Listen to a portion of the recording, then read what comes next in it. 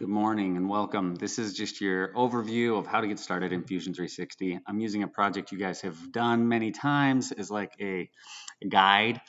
I'm going to use these dimensions to create this fixture block. I'm going to do this all in Fusion 360. As always, there's multiple ways to do everything, but this is just the way I would approach it. Starting with Fusion 360, the first thing you're always going to have to do is start with a sketch. So looking up at this top Create menu, which by the way gets more elaborate if you click on the chevron on Create, but we're looking for Create Sketch. Create Sketch is going to ask us which plane we want to draw on. Back to the analogy in class, just like Doctor Strange or the Wile E. Coyote, you have to pick where you're going to start with your two-dimensional drawing. So starting with a sketch, let's just start on this front plane.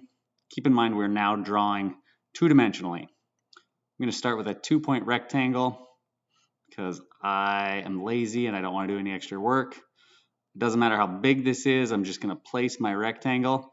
I'm then going to follow up with the dimension tool or the sketch dimension tool, and I'm going to click on the edge. Notice that I'm not clicking on a corner, I'm not clicking on the midpoint, I'm just clicking on the edge itself, and then I'm clicking a second time next to it. I'm now going to go back and reference my dimensions. My dimensions say that this thing should be 30 millimeters wide by 75 meters long, millimeters. So 30 mm, this should be 75 mm, and we're done sketching. So I'm going to come up here and click Finish Sketching. If it doesn't automatically change your view, you can use this view cube. I'm clicking and dragging to change my view. Now that I have my two-dimensional profile, I am going to extrude, which if it's not there, again, it's going to be here. The shortcut's E. I'm going to extrude this shape. And I can go one direction, I can go two directions, and I can go distance and angle. So for this, I know it needs to be 30 millimeters. So I'm going to go 30 mm. Ta-da! We're starting to get the look of our shape up here. Next step, let's do the fillets. So to round over this edge and the other edge, we're going to do a fillet. This is much easier. If you were in Fusion 360 or if you're in Tinkercad, this would be a lot harder. So I selected the edge, and then I'm going to select the distance that I want this to go. I know that the total width is 30, so this should be 15. Ta-da! We just got rid of half of it. I'm going to do the same thing on this other side, and I'm using a mouse, or I'm not using a mouse, which puts me in the same boat you guys are. Fillet, 15 mm, ta-da! Way easier, right? Now, we can do a couple different things. We can do the hole next. We can do the two extrusions next. I think that's probably the easiest approach. So I'm going to click on the top surface, and I want to draw a two-dimensional sketch on top of here. So I'm going to go back up to Sketch, and now look, I'm drawing on the top of this surface. So get this out of the way. I'm going to start with two rectangles because I'm working from the provided dimensions. I'm going to place one here. I'm going to place another here. And then I'm going to dimension them so they're correct. Luckily, you guys have done this so many times that these dimensions hopefully are starting to sink in. So this should be 42. This should also be 42. This should be, let's see, for leaving 7, 11.5. 11.5. So now I've got two rectangles where I want them. When in doubt, you can kind of tweak your view to make sure you're drawing on the right plane. If your sketch tool seems broken and you press escape a few times and that doesn't fix it, try and change your view. Make sure that you're actually drawing where you think you're drawing. I'm now done sketching, so I'm going to click Finish Sketch. And we have done an extrusion, but you can actually do the opposite. So if we click Extrude, you can select the profile and select the other profile. But instead of adding material, you see right now we're adding a new body, we can actually cut. And we want to leave a total of 9 millimeters, and our height is 30, which leaves a difference of 21. So we're going to put negative 21 is our distance. And watch, it's going to cut instead of add. Getting closer. Okay, last couple features are pretty easy. We need a chamfer on the front, so we're gonna have to chamfer this. And you see where fillet is, right? Where is chamfer? Let's click on modify and see if we can find, oh, chamfer, there it is. Luckily, these are uniform chamfers, so 9 by 9, 9 millimeters happens to be perfect. And I can do the same thing here. I'm gonna go down here again, I'm gonna grab chamfer, make sure that it's 9.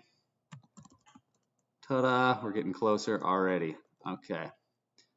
Last but not least, let's do the hole on the top surface. So I'm going to click where I want to draw. Click where I want to draw. I'm going to go sketch.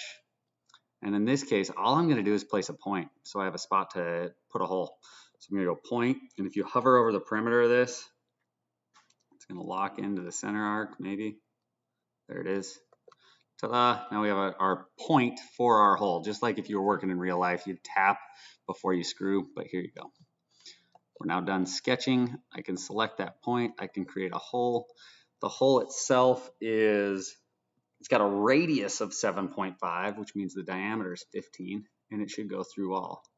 So we want, see how this is the depth. The depth should go through the whole thing. Let's go even further. We'll overshoot. This is the angle, which we don't care about, but we do care about the diameter itself, and so this should be 15. So if all went well, ta-da!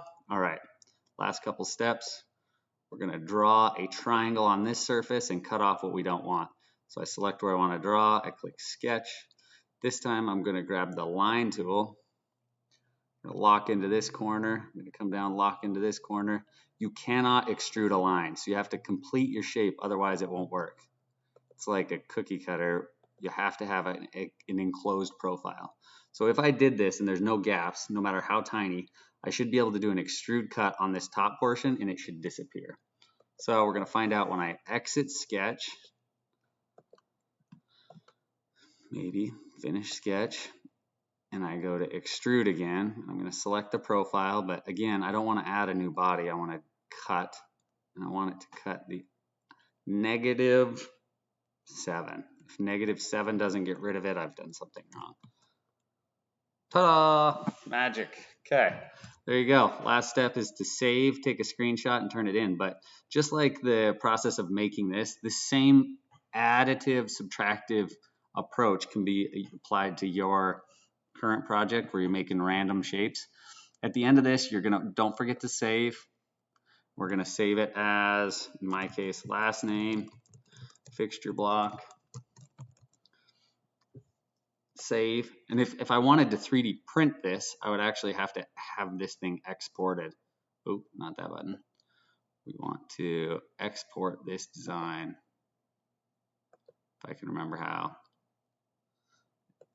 Anyways, you got the hard part done. I'll show you guys how to export and slice. I don't know if it's the easiest, or should I say it's not as easy as with Tinkercad, but ta-da. And we could actually go in here afterwards if you wanted, and we could change the material of this to make it something fancy, like make this thing out of pure gold, which would look cool. So if I do gold, it's gonna find ooh, look at that, polished gold. So we can drag polished gold onto our shape. This thing is now made of pure gold.